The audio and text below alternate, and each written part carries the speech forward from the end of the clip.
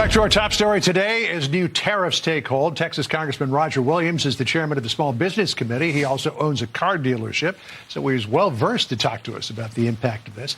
So the president is urging Americans to stick with him as this tariffs strategy plays out. He said this on Truth Social this morning.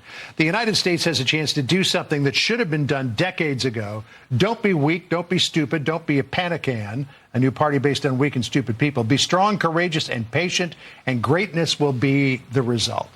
What's your take on this? Well, our take is that I think he's right. We shouldn't have trade differences with anybody. We're the biggest economy in the world, so we got to fix the trade differences. But I think people are with him. 75 million people. This is one of the things he talked about doing. And knowing the car business, the car industry, of course, a lot of people wonder what's going to happen in the car industry. I'm a dealer, as you said. And the fact of the matter is car dealers are a resilient group. We're going to sell cars. The economy is good, quite frankly. People still want to buy cars.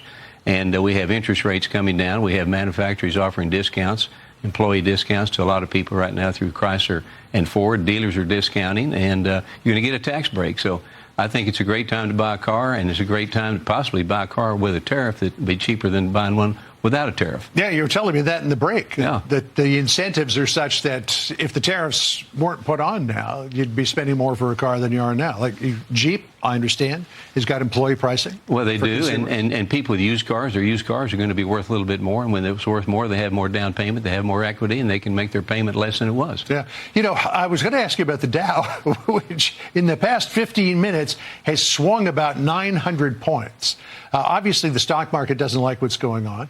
People who are close to retirement are looking at their 401ks and saying, oh, my God, am I going to be able to retire?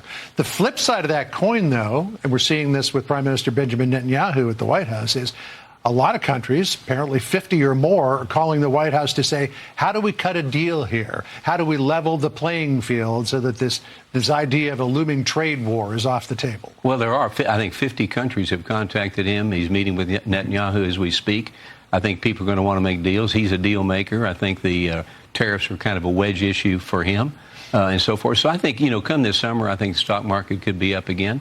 But I will tell you, as chair of the Small Business Committee, John, small business owners like myself, 99% of the businesses in America are small businesses, 75% of the payroll.